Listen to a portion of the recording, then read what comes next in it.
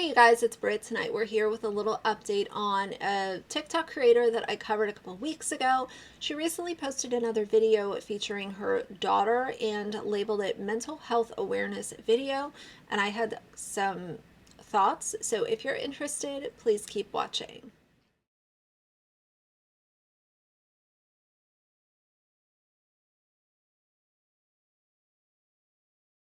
All right, you guys, so I covered a TikTok creator. Her username is Mother of Wolves 2023, and she has been sharing her daughter's struggles with mental illness. The first video that she posted got a lot of views.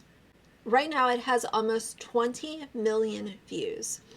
And I felt like it was crossing a boundary. I felt like having this video be out there and sharing her daughter's diagnoses on a public platform could negatively impact her down the road and just not be what she wants as she grows into adulthood. So I covered that in the first video, but as I said in that video, I predicted that because this video, the first one that she did, had so many views, even back when I covered it, it had a multi-million view count on it already. And now with it being at almost 20 million, because of the success that she received on this video, I knew that she was going to continue to overshare about her daughter and her daughter's struggles. And sure enough, that's exactly what has happened. So she has continued to share diagnoses, and she is sharing schizophrenic episodes and other things to do with like sleep issues and just things that she does around the house, whether it be good, bad, or indifferent.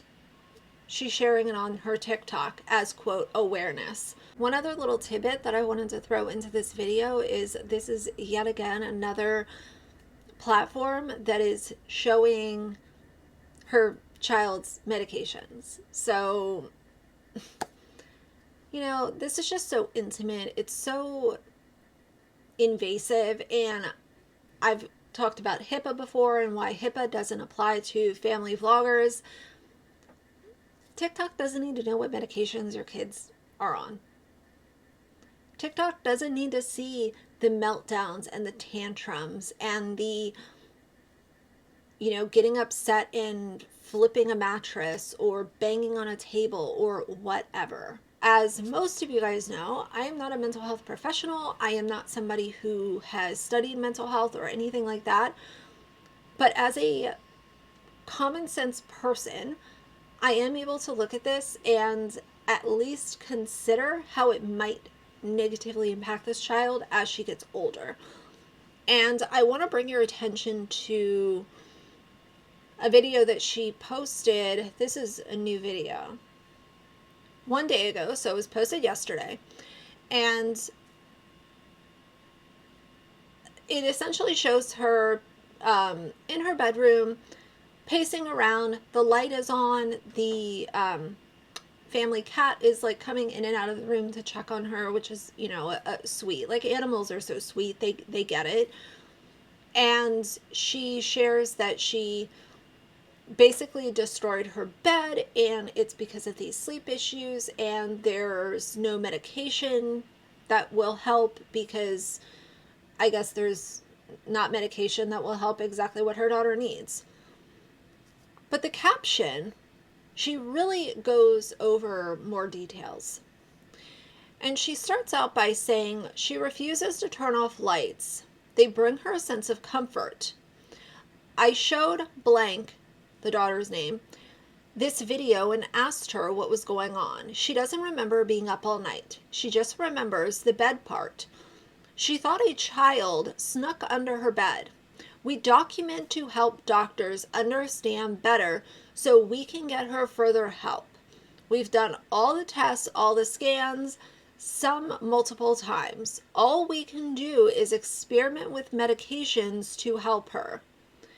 There's a lot of misspellings in this caption, but nevertheless, Our hope is to one day bring enough awareness to parents and doctors so they start realizing this isn't always a phase.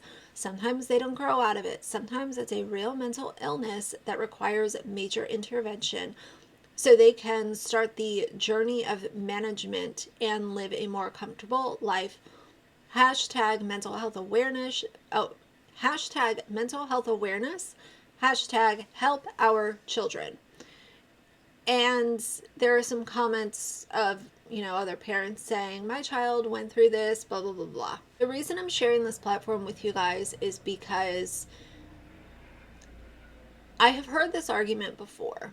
Well, we are sharing our child's medical struggles on TikTok as a way to bring awareness and show the medical professionals what's going on when our child's at home or at school or at the playground or whatever. Just because you're filming something for a doctor, which I understand the value of, 110% I understand the value of filming something and sharing it with your doctor or your medical professional or whoever. But just because you film something doesn't mean that TikTok should see it. Just because you film something doesn't mean that TikTok needs to know all of the diagnoses, all of the trial and errors that you've been through, because this is a young girl that is going to grow up through her teenage years and eventually into adulthood. And how do you think that it might impact her when she is getting into high school? Maybe going off to college, or if not, maybe going into the military, maybe going into the workforce. Whatever journey, whatever path she ends up going on, there will forever be videos of her when she was struggling so badly with her mental health because her mom decided to share it for TikTok and it got 20 million views. How is that going to make that child feel? Now, I've heard some arguments from people saying, oh, well, I wouldn't care. I wouldn't care if that was me. I'm an adult now and I wouldn't care if that was on the internet. But you cannot say for certain how she is going to feel. Just because one person doesn't care about something, it doesn't mean that everybody doesn't care about that thing. And this is a common misconception that I hear all the time, where it's like, oh, well, that doesn't bother me. Oh, you're overreacting. Oh, who cares? Move on. Get over it. I hear that a lot. From the stuff that I talk about, it's a lot of, get over it, you're not qualified, get off your high horse, who cares? But just because it doesn't bother you doesn't mean that it can't bother me.